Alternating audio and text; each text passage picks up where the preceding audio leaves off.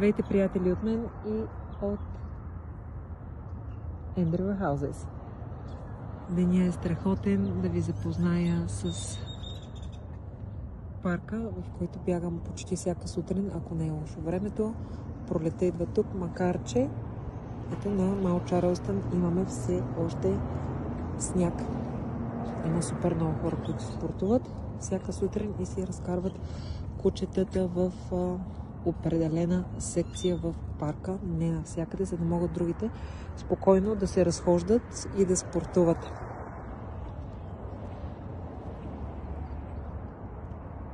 Бягането да е доста по-кратко от обикновено, за да мога да ви запозная с по-отблизко с парка, в който бягам.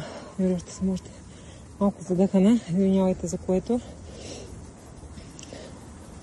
Има част, в която хората могат да седнат на пикник, да използват барбекютата. Ето така се полива и тревата всяка сутрин. Нещо, което ми прави уникално впечатление, е растителността тук. Има както широколистни дървета, там където бяга жената, има и иглолистни.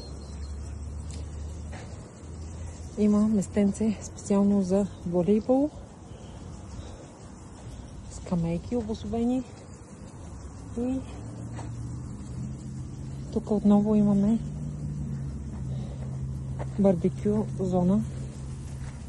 Събота и неделя всичко е пълно с хора. През седмицата най-вече сутрин идват да се поразтъпчат американците и не само, и продължават деня си. Сега ще ви покажа моето любимо дърво, детската площадка също така.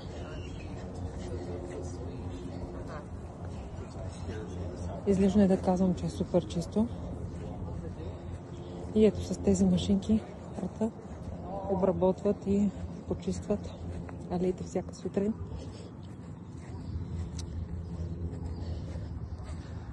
Имаме си и шишарки, въпреки че сме в Вегас. И имаме и маслини. Знам дали се вижда колко много маслини има на това дърво и на земята съответно.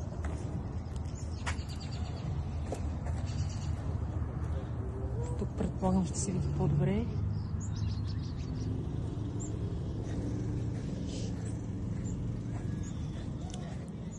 И детската площадка.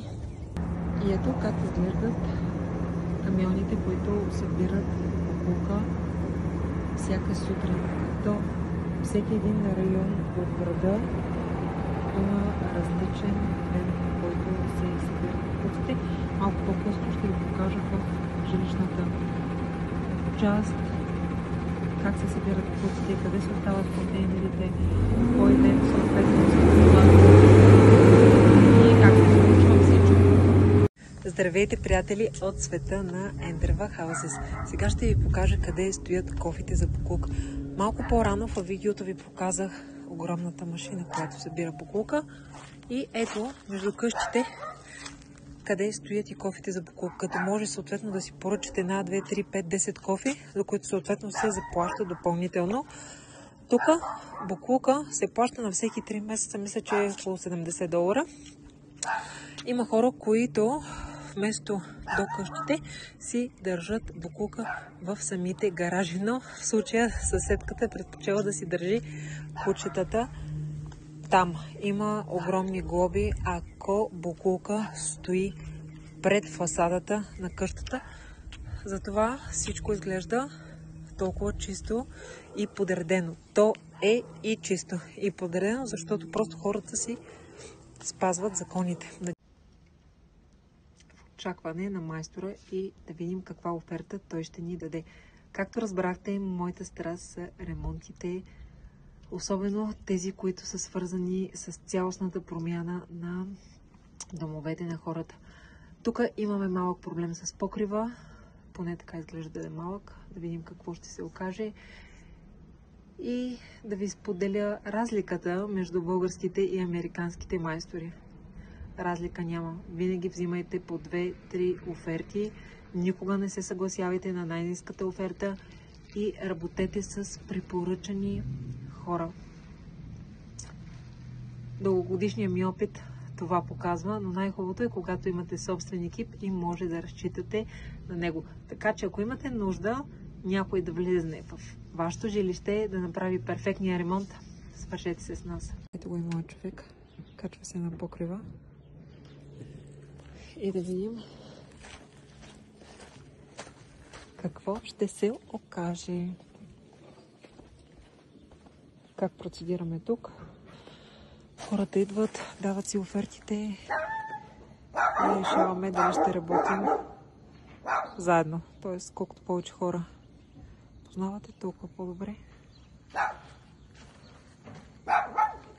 И проблема е ето тук някъде. И още едно нещо, което искам да споделя с вас. Размера на улицата. Има спряна кола и място за още 4 коли. И това е второстепенна улица, не е главна улица. Магистралата е с 6 платна в посока тук. Нещото, на което супер много се държи, е всеки да си поддържа пред къщата. Както виждате, няма огради тук. Има, но само на места. Вече зависи собственик на къщата как иска да изглежда отпред фасадата му. Подава се заявление към тъй наречената домоуправа HOA тук. Одобрява се.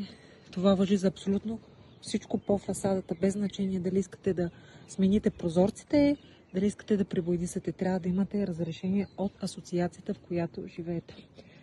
Но нещо, което е супер интелигентно направено и смятам, че може и ние да го направим в България, са знаците с имената на улиците.